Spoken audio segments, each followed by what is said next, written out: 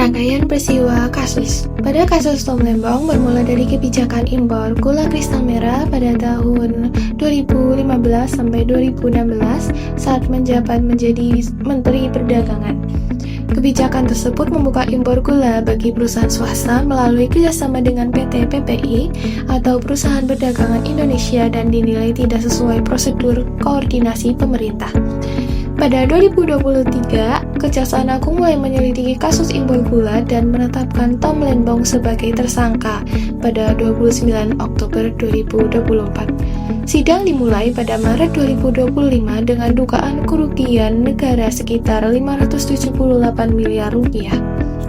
Pada 18 Juli 2025, Tom Lembong divonis 4,5 tahun penjara dan denda 750 juta rupiah.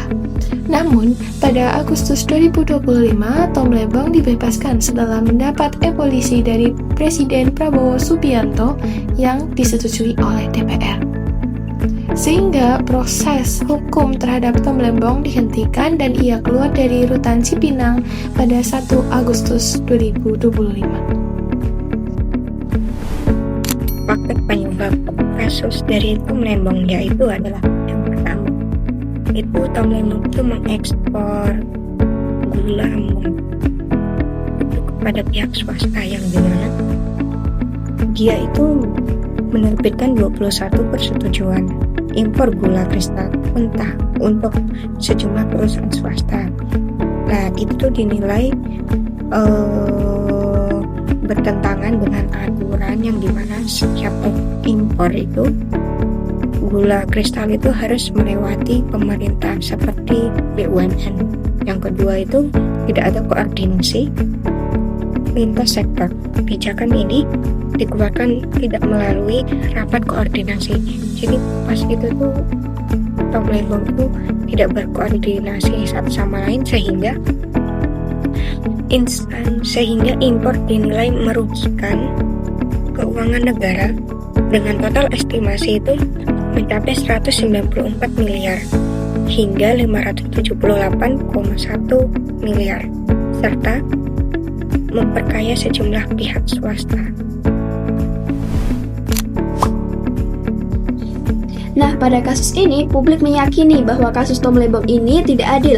Hal ini disebabkan oleh beberapa faktor, seperti yang pertama, Tom Lembong tidak terbukti menerima uang atau keuntungan pribadi sepeser pun.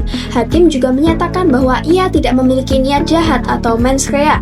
Kemudian yang kedua adalah politik yang tebang pilih, di mana kebijakan impor serupa juga dilakukan oleh menteri-menteri perdagangan selanjutnya. Namun, hanya Tom Lembong saja yang diproses secara hukum.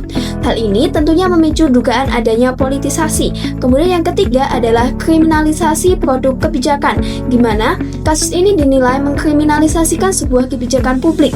Tom mengambil keputusan impor untuk mengatasi defisit gula nasional yang dinilai sebagai ranah hukum administrasi, bukan korupsi. Kemudian faktor yang keempat adalah perhitungan rugi yang lemah, di mana tuduhan kerugian negara dinilai rapuh karena hanya berupa asumsi potensi keuntungan BUMN yang hilang. Padahal, kondisi saat itu memang sedang mendesak untuk stabilisasi harga pasar. Selanjutnya adalah hubungan dengan Pancasila. Yang pertama adalah sila kedua Pancasila, yaitu kemanusiaan yang adil dan beradab. Penegakan hukum dalam kasus Tom Lembong harus dilakukan secara adil tanpa membedakan jabatan, kekuasaan, ataupun latar belakang seseorang. Semua warga negara memiliki hak yang sama di hadapan hukum. Karena itu, masyarakat berharap proses hukum dilakukan secara jujur, transparan, dan tidak menimbulkan kesan ketidakadilan. Yang kedua adalah sila kelima Pancasila, yaitu keadilan sosial bagi seluruh rakyat Indonesia, di mana kasus ini juga berkaitan dengan sila kelima karena hukum seharusnya mampu menciptakan rasa keadilan bagi masyarakat.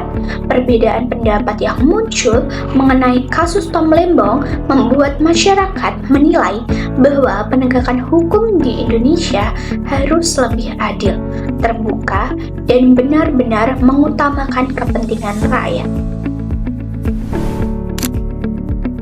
Solusi untuk kasus tersebut adalah dengan memperketat pengawasan dan transparansi dalam pemberian izin impor, kemudian memastikan seluruh kebijakan berjalan sesuai aturan, serta meningkatkan pengawasan dari pemerintah dan lembaga anti korupsi untuk mencegah penyalahgunaan wewenang. Dilakukan juga penegakan hukum yang tegas dan peningkatan integritas pejabat publik juga diperlukan agar kasus serupa tidak terulang kembali.